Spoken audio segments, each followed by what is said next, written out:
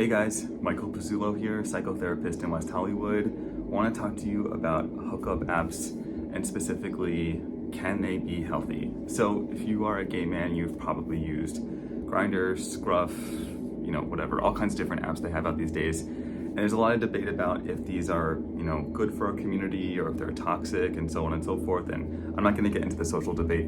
But what I do want to offer you are some ideas about how you can use these apps successfully. And I really think it comes down to the mindset and the perspective you take going into it. So first things first, I think that most people that go on apps usually go in with the wrong expectations and then they get let down and feel frustrated, and it just sort of becomes like a vicious cycle of trying and failing and trying and failing and so on and so forth. So I'm going to give you a few clear ideas to think about to approach using these apps if you choose to. So the first thing is that Grindr is not your personal matchmaker. I think a lot of people have an idea in their head of, I'm looking for this specific person for this specific thing, whether it's a relationship or a hookup or whatever it is, and they go on and they don't see it and they get frustrated and they leave. If you are looking for a curated group of guys exactly to your liking, you should hire a matchmaker or something like that. Grindr is just going to sort of geo-target people that are nearby, and sure, there's some filters and whatnot, but it's not catered to you. It really is just sort of seeing what's out there. So shift your perspective to hoping that it's going to exactly match your needs, because that is not going to be the case. Same thing if you walk into a bar, right? Like, all the people that happened to show up there that night were not chosen specifically for what you were looking for at that time. They just happened to be there, and you have to just sort of see what's out there and see if it aligns with what you're looking for. And if it doesn't, then that's okay too. So think about the expectation you have in terms of what you're going to find. The other thing is that Grindr and hookup apps are going to test your self-esteem. You are going to be rejected. Doesn't matter how good you look, how great your photos are, so on and so forth. You're gonna get, ghosted, ignored, maybe even blocked. It may even be when you're already on the way to meet the person. It may be midway through a conversation that seems like it's going well.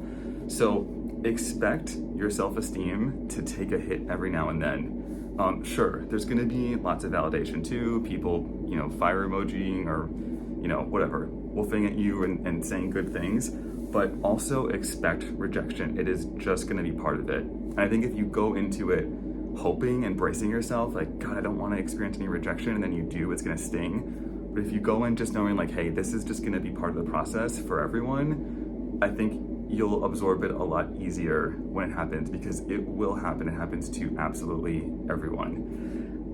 The other thing too is, don't expect politeness. When we talk to people in person, there's etiquette and manners and so on and so forth, and that all goes out the window on apps.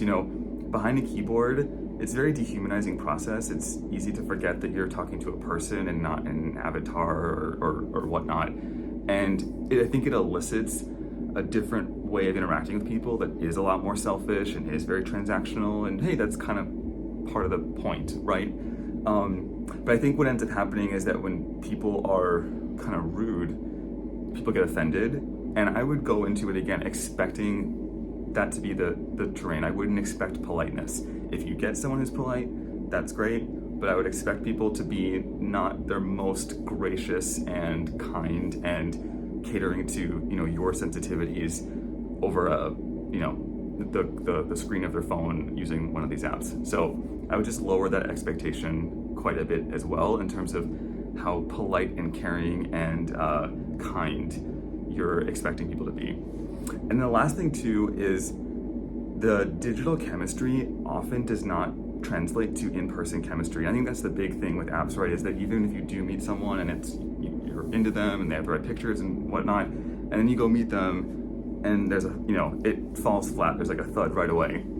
Either even if they do look like the pictures, if they don't, obviously there's that, but the chemistry's off or whatnot. And so that's another big hurdle that you should expect to encounter. When you meet someone in person, there's so much that it goes into the attraction and flirtation process, just in terms of body language and voice and so many different things. And all of that is completely erased in the digital landscape. We can still gauge attraction in terms of, what they look like in pictures and so on and so forth. And that stuff is real. But just know that you're missing a lot of information. And when you get that information, when you go to meet them in person, that information may add to the attraction. It may be, kind of neutral, or it might ruin it.